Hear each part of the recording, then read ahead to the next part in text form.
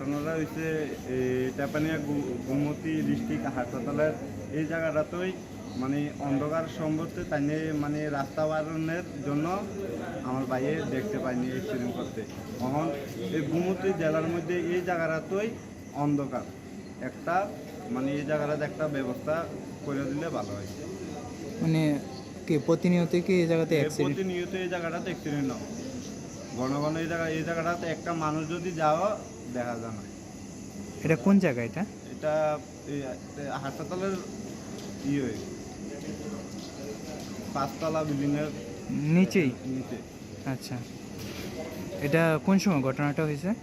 কোন সময় তো আমি তো কইতে পারতাম না, আমি এখানে আসলাম না, আমি পরে ঘটনাটা শুনছি। আচ্ছা, যারা অ্যাক্সিডেন্ট করছে তাদেরকে নাম কিছু জানেন?